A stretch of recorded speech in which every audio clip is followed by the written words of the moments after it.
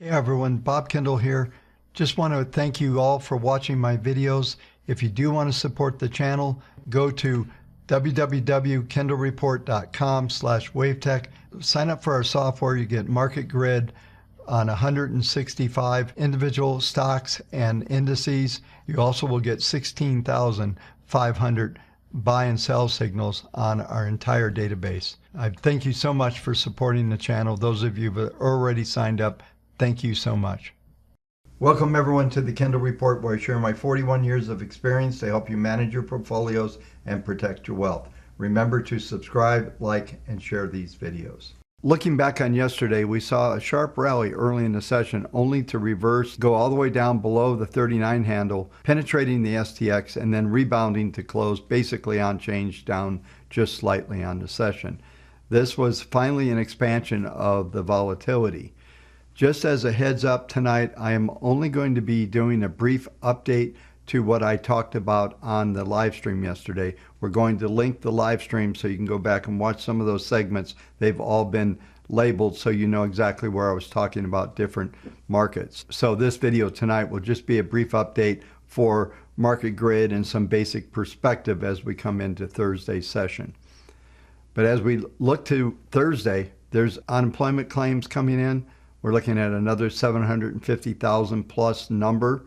That's basically viewed as being positive. The continuing claims came in at 4.59 last week. I still expect to see those numbers coming down. We're just seeing that number continue to decline and possibly will go under 4 million here over the next couple of weeks. But this is not even material anymore. It used to be a really good number to watch. I went through a lot of detail on the long-term, intermediate, and short-term charts on a lot of these markets. So go back and watch some of those segments. That will be the most helpful for you to understand what's going on. So let's go ahead and take a look at the charts, see what they're telling us about Thursday.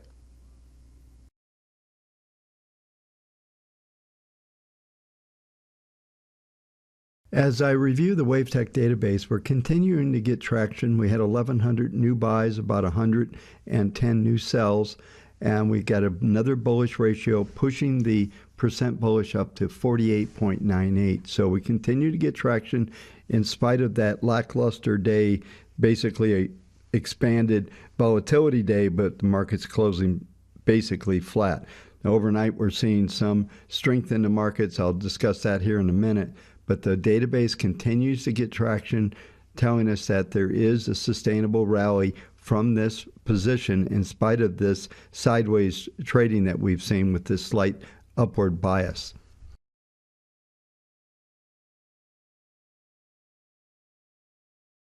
As we review the S&P 500 futures, we're seeing the same thing continue to happen. We're up 5.5 handles overnight at 39.25. And we're seeing momentum starting to fail again, although we are at a trend mode at 0.34, and this is continuing to be just enough to keep this market on this upward slope. The configuration suggests that the 10-period moving average is going to be the most important number. And as we look at the market grid for today, you'll see that R1 is 39.10, so we're just about an R1. R2 is 39.18, and then you can see R3 and RXT are roughly around yesterday's high. And I don't expect us to get through an R2. Today we're likely to see an R2 S1 pattern that would be 39.18 to 38.95.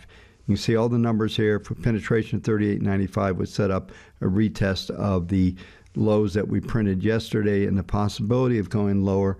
There is some negative bias here just to come back to test that 10-period moving average. As we go to the cash market and the SPX, we're seeing a slight expansion as we look at the market grid. For the R2 number here is 39.24. Yesterday we saw a print at 39.31, so that was an all-time high again print. We're likely to see this upward slope continue. You can see PPM 1 is at a 0.42, but that will turn down just as it did on the futures. And so we're likely to see this momentum still be robust enough to keep an upward slope, but not accelerating here, which suggests a breakout. The overall market grid is still very narrow, so there is still some vulnerability to the downside, and that would be limited to the 10-period moving average, which right now is 34.42. I discussed this in last night's video, moving up about 20 handles per day. So that'll be 62 today, and then 80, which would 82, 84 for Friday's market, which would be exactly where the lows were yesterday at the 38.84 level. So there is going to be a substantial amount of support under this level. I don't see us getting through this with these type of ratings on the PPMs.